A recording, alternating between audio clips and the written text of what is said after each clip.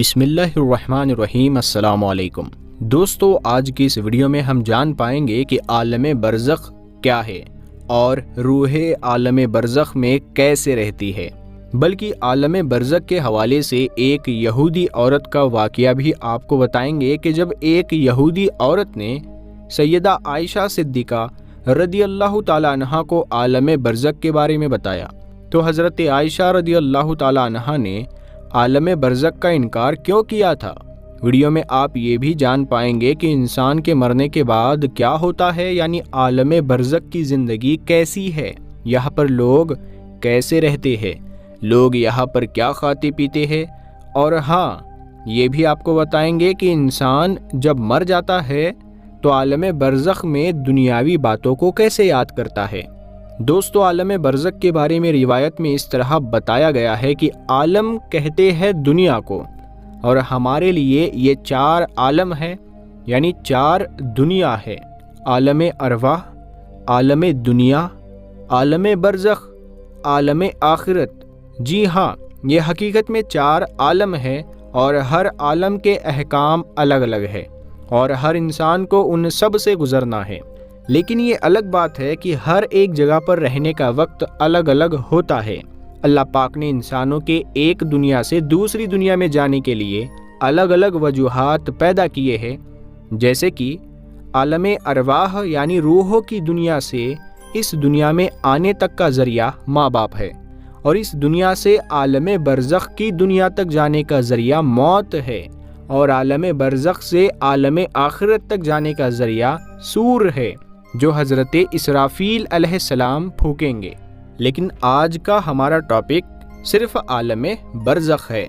میرے دوستو، برزخ کے لفظی معنی آڑ یا پردہ کے ہے۔ انسان کے موت سے لے کر میدان محشر قائم ہونے تک کا وقت برزخ کہلاتا ہے۔ یعنی اگر یہ کہا جائے کہ یہ وہ جگہ ہے کہ جس میں موت کے بعد قیامت تک روح رہتی ہے تو یہ غلط نہ ہوگا۔ یعنی برزخ میں سارے انسانوں اور جنوں کو موت کے بعد رہنا ہے،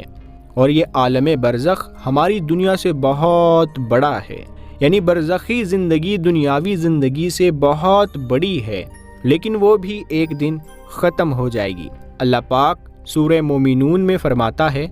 اور ان کے آگے ایک آگ ہے اس دن تک جس میں یہ اٹھائے جائیں گے۔ میرے دوستو، عالم برزخ میں پہنچنے کے بعد انسان کا آخرت کی طرف سفر شروع ہو جاتا ہے۔ حضور پاک صلی اللہ تعالیٰ علیہ وسلم نے اس بارے میں فرمایا، بے شک آخرت کی سب سے پہلی منزل قبر ہے۔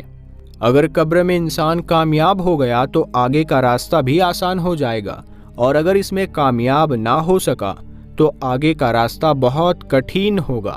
بلکہ سیدہ عائشہ صدیقہ رضی اللہ تعالیٰ عنہا کو جب ایک یہودی عورت نے قبر کے عذاب کے بارے میں بتایا اور ان سے کہا کہ اللہ تجھے قبر کے عذاب سے بچائے، تو حضرت عائشہ رضی اللہ تعالیٰ عنہا نے مسلمانوں کے لیے عذاب قبر کا انکار کیا۔ لیکن جب نبی کریم صلی اللہ تعالیٰ علیہ وسلم نے عائشہ صدیقہ رضی اللہ تعالیٰ عنہا کو بتایا کہ قبر میں عذاب مسلمانوں کو بھی ہو سکتا ہے اور گناہوں کی وجہ سے انہیں بھی عذاب ہوگا، تو سیدہ عائشہ صدیقہ رضی اللہ تعالیٰ عنہا نے نبی کریم صلی اللہ تعالیٰ علیہ وسلم کے فرمان کو مان لیا۔ یہ واقعہ حدیث کی بہت ساری کتابوں میں ملتا ہے، جس کی ڈیٹیل کچھ اس طرح ہے کہ ام المومنین سیدہ عائشہ صدیقہ رضی اللہ تعالیٰ عنہا کو پہلی بار ایک یہودی عورت نے قبر میں عذاب کے بارے میں بتایا، لیکن انہوں نے اس کو سچ نہیں مانا، اور پھر نبی پاک صلی اللہ تعالیٰ علیہ وسلم نے بھی یہودیوں کو جھوٹا کہا۔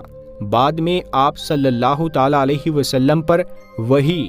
یعنی اللہ تعالیٰ کی طرف سے پیغام بھیجا گیا،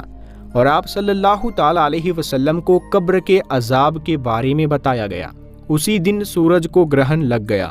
اور آپ صلی اللہ تعالیٰ علیہ وسلم کے بیٹے سیدنا ابراہیم رضی اللہ تعالیٰ عنہ کا انتقال بھی ہو گیا۔ لہٰذا آپ صلی اللہ تعالیٰ علیہ وسلم نے اسی دن سورج گرہن کی نماز صلاۃ الکسوف پڑھائی اور پھر خطبہ دیا، اور اس خطبہ میں صحابہ اکرام رضوان اللہ تعالیٰ علیہم اجمعین کو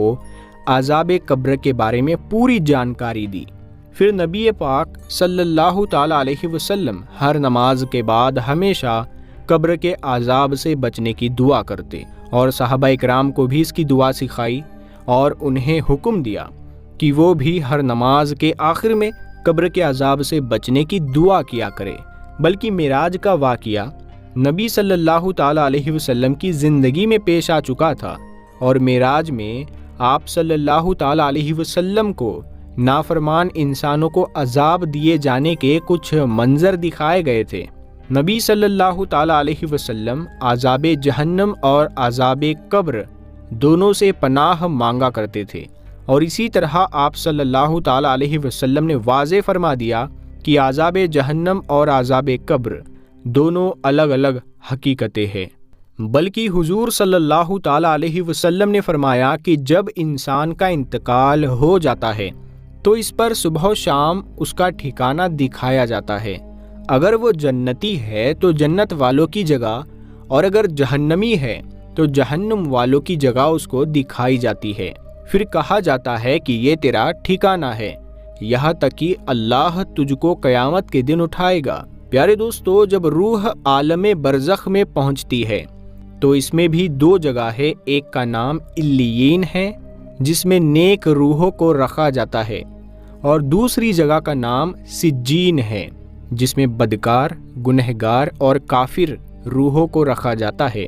تمام روحیں قیامت کے دن تک یہیں پر رہے گی اور پھر قیامت کے دن اپنے حساب و کتاب کے بعد اپنی اصل جگہ یعنی جنت یا دوزخ میں جائے گی۔ روایت میں آتا ہے کہ انسان کی وفات کے بعد قبر میں روح کو پھر سے اسی جسم میں ڈال دیا جاتا ہے جہاں پر دو فرشتے منکر و نکیر اسے سوال و جواب کریں گے۔ اگر سوالوں کے جواب صحیح رہے تو پھر آسمان سے آواز آتی ہے کہ میرے بندے نے سچ کہا، اور اس کے لیے جنتی بچھونا بچھا دو اور اسے جنتی لباس پہنا دو، اور اس کی قبر میں جنت کی کھڑکی کھول دو۔ قبر میں ہی جنت کی طرف کھڑکی کھول دی جاتی ہے جہاں سے اسے جنت کی ہوا اور خوشبو ملتی ہے، اور جہاں تک اس کی نظر جاتی ہے اس کی قبر کو پھیلا دیا جاتا ہے۔ لیکن اگر سوالوں کے جواب صحیح نہ ہوئے تو پھر اس کے لیے قبر میں ہی جہنم کا بچھونا بچھا دیا جاتا ہے۔ جہنم کی گرمی اسے ہر وقت محسوس کروائی جاتی ہے اور اس کی قبر اتنی چھوٹی ہو جاتی ہے کہ پسلیاں آپس میں دھس جاتی ہے، اور اس طرح اگر اعمال کے حساب سے نیک روح ہے تو وہ خوبصورت نورانی فرشتے روح کو علیین میں چھوڑ دیتے ہیں، اور اگر اعمال برے ہو تو خوفناک دو نکیلے دانتوں والے فرشتے برے انسان کی روح کو سجین میں ڈال دیتے ہیں۔ سجین کیونکہ بری اور بدکار روحوں کا ٹھکانہ ہے، اسی لیے وہاں پہنچ کر بری روحوں پر عذاب آنا شروع ہو جاتا ہے، جبکہ علیین میں موجود روحوں پر کوئی پابندی لاگو نہیں ہوتی اور وہ باغ جیسی جگہ پر ایک دوسرے کے ساتھ موجود ہوتے ہیں۔ نیک روح علیین میں ایک دوسرے کے ساتھ رہتی ہے اور ایک دوسرے کو پہچانتی بھی ہے، جبکہ سجین برے لوگوں کی روحوں کو عذاب کا مزہ چکھاتی ہے۔ علیین میں موجود روحیں ایک دوسرے کو دیکھ کر خوش ہوتی ہے، ایک دوسرے سے باتیں کرتی ہے، جو وقت انہوں نے دنیا میں گزارا اس کو یاد کرتی ہے، اور نئی آنے والی روحوں سے اپنے پیاروں کی خبر بھی لیتی ہے کہ میرا فلاں رشتہ دار کس حال میں ہے۔ اگر نئی آنے والی روح یہ کہے کہ تمہارا فلاں رشتہ دار تو کب کا مر چکا ہے مگر وہ یہاں علیین میں نہیں پہنچا، تو یہ نیک روح سمجھ جاتی ہے کہ اسے سجین میں بھیج دیا گیا ہوگا۔ نیک روح اپنے رشتہ داروں کا انتظار علیین میں ایسے ہی کرتی ہے جیسے کوئی گھر سے دور اپنے گھر والوں سے ملنے کا انتظار کرتا ہے، اور علیین میں نیک لوگوں کے علاوہ انبیاء کرام، شہداء اور صدیقین کی روحیں بھی ایک دوسرے کے ساتھ مل کر باتیں کرتی رہتی ہے۔ بلکہ روایت میں آتا ہے کہ نیک روحیں اپنے قریبی رشتہ داروں سے ملاقات کرے گی، جیسا کہ نبی صلی اللہ تعالیٰ علیہ وسلم نے حضرت فاطمہ رضی اللہ تعالیٰ عنہا سے فرمایا تھا کہ میرے وصال کے بعد سب سے پہلے فاطمہ تم ہی مجھ سے آ کر ملو گی، اور بالکل ایسا ہی ہوا، اور آپ صلی اللہ تعالیٰ علیہ وسلم کے وصال کے 4 سے 6 مہینے بعد حضرت فاطمہ رضی اللہ تعالیٰ عنہا حضور اکرم صلی اللہ تعالیٰ علیہ وسلم سے جا ملی۔ پیارے دوستو، یاد رہے کہ عالم برزخ، اس میں روح میدان محشر قائم ہونے تک رہے گی، یعنی قیامت کے دن تک روحوں کے ٹھہرنے کی جگہ عالم برزخ میں ہوگی، اور قیامت ہی وہ دن ہوگا جب روحوں کو ان کے جسموں میں ڈال کر دوبارہ اٹھایا جائے گا، پھر حساب کتاب کے بعد جنت یا جہنم میں ڈال دیا جائے گا، اور پھر وہی ہمیشہ کے لیے اس کا ٹھکانہ ہوگا۔ بلکہ پیارے دوستو، حضرت عثمان غنی رضی اللہ تعالیٰ عنہ جب کسی قبر کے پاس کھڑے ہوتے تو اس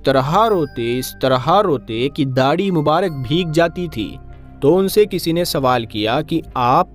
جنت یا دوزخ کا چرچا کر کے نہیں روتے اور قبروں کو دیکھ کر اس طرح روتے ہیں؟ تو حضرت عثمان غنی رضی اللہ تعالیٰ عنہ نے جواب دیا کہ رسول پاک صلی اللہ تعالیٰ علیہ وسلم نے فرمایا ہے،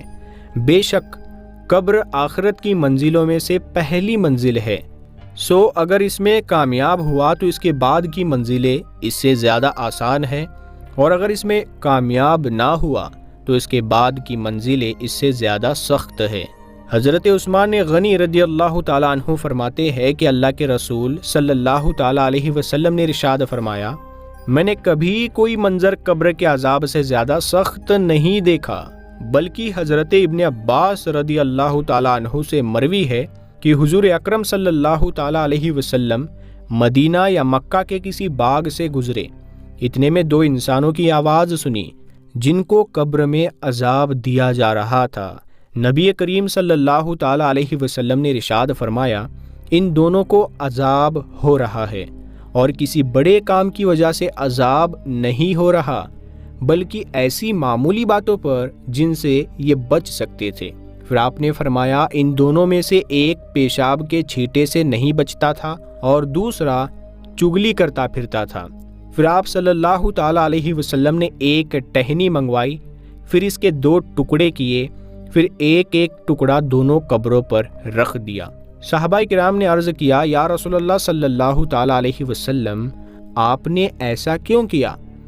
آپ صلی اللہ تعالیٰ علیہ وسلم نے ارشاد فرمایا، شاید ان دونوں کا عذاب ان کے سوکھنے تک ہلکا کر دیا جائے۔ پیارے دوستو، اب آئیے ہم سب مل کر اللہ تعالیٰ سے دعا بھی کرتے ہیں کہ اے میرے مولا، ہمیں صحت اور تندرستی والی زندگی عطا فرما، اور جب ہم فوت ہو جائے تو مرنے کے بعد ہماری قبر کو جنت کا باغ بنا دے، اور عالم برزخ میں ہمارا ٹھکانہ نیک روحوں کے ساتھ علیین میں فرما دے، آمین یا رب العالمین۔ پیارے دوستو، اگر آپ کو یہ معلومات اچھی لگی ہو تو اس ویڈیو کو آپ ضرور شیئر کریں، اور اگر ابھی تک آپ نے ہمارے چینل نور حدیث کو سبسکرائب نہیں کیا ہے تو سبسکرائب کر کے ساتھ میں لگے بیل آئیکن کو ضرور دبا دیں۔ ہم ملتے ہیں آپ کو اگلی ویڈیو میں، تب تک کے لیے السلام علیکم، اللہ حافظ۔